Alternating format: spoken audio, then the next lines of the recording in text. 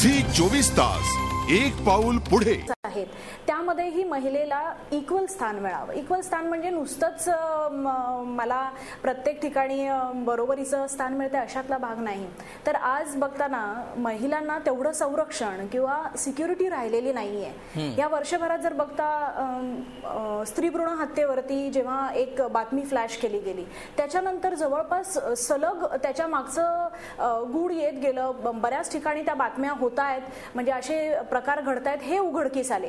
म्हणजे जोपर्यंत एखाद्या स्त्रीवर होणाऱ्या अत्याचाराबद्दल बोललं जात नाही किंवा ते पुढे येत नाही किंवा मीडिया त्याला हॅमर करत नाही तोपर्यंत ते समोर येत नव्हतं।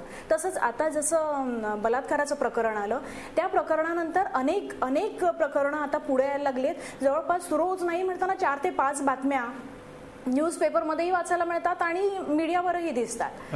मग हे सगळे अत्याचार, हे होणारे स्त्रियांवरती अत्याचार हे कधी बंद होणार आहेत, कधी कमी होणार आहेत? आम्ही जरी स्ट्रगल करत असलो, आमचं जरी एंटरटेनमेंट मीडिया असलं तरी त्यातही इक्वली स्ट्रगल असतं। कुठेतरी स्त्रियांना कधीतरी कमी लेखलं जातं, ते लेखलं जाऊ नये अशी खूप मनापासूनची इच्छा असते।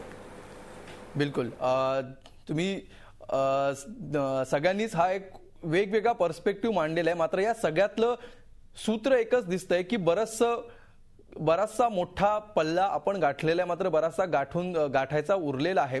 अजूनही 100% महिला सुरक्षित आहेत, 100% महिला स्वतंत्र आहेत, 100% त्यांना अभिव्यक्ती स्वातंत्र्य आलेलं आहे असा काळ सध्या तरी दिसत नाहीये। तो दिसायला अजून किती काळ जावा लागेल याचा काही अंदाज आपल्याला बांधता येऊ शकतो का सध्याची वर्तमान परिस्थिती लक्षात घेता, याविषयी आपण बोलूयाच।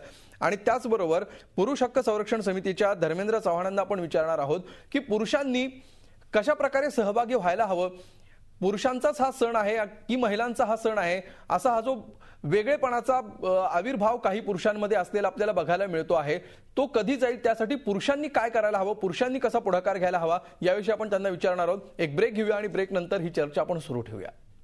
झी 24 तास एक पाऊल पुढे।